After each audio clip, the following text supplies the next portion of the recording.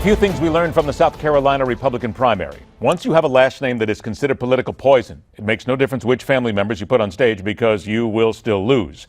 At least two candidates need to drop out right now because they have no chance. And these so-called firewalls mean zero in a political season no one has been able to really figure out. Look back on what happened in South Carolina then and how it will affect Nevada and beyond. Let us go ahead and head around the dial. And once again, on 95.9 The Point in Columbia, South Carolina, where he rolls the afternoon drive window down every weekday. Let's welcome back Keven Cohen. Keven, this is the odd thing here. We all heard about Ted Cruz had this southern firewall in South Carolina and it would save him. What happened?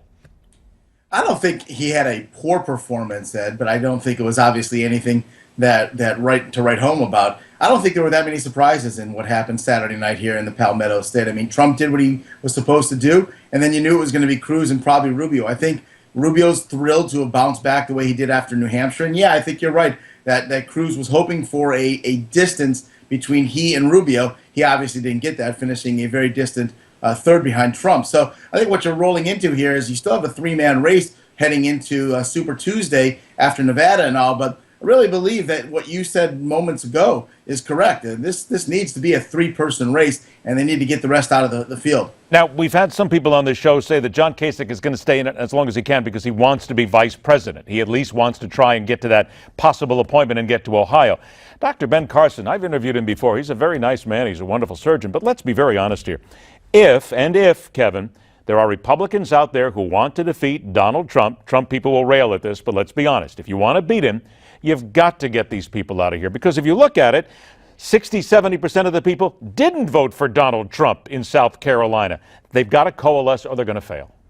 Ding, ding, ding, ding, ding, ding, ding. Ed nails it. Exactly. No, you're absolutely right. And that's all it boils down to is one of the Trump or Cruz will emerge, and then one of the so-called establishment will emerge. At this point, obviously, that looks like it's going to be Rubio, although Kasich feels like if he can just stick around till some Midwestern primaries, he can really make a splash.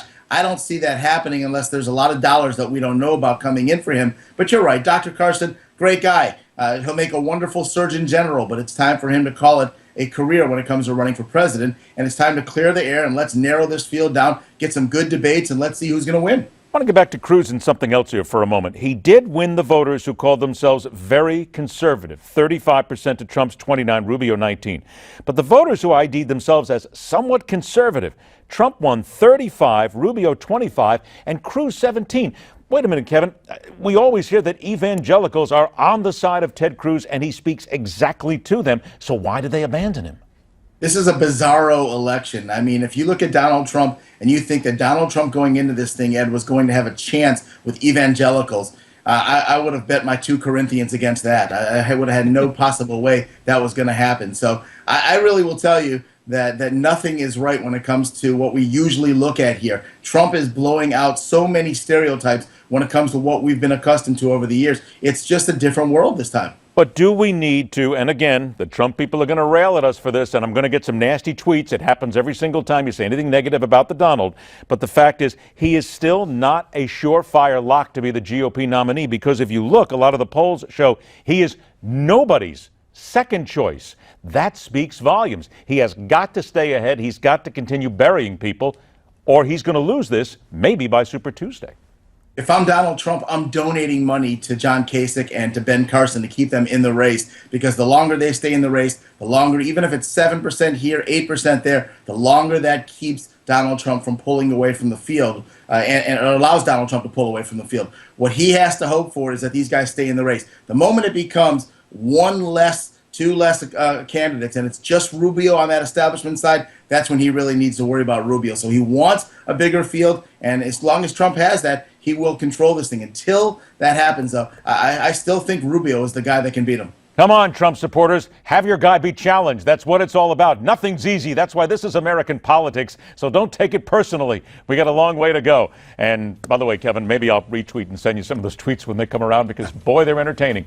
Keven Cohen, weekday afternoon, 95.9 The Point in Columbia, South Carolina.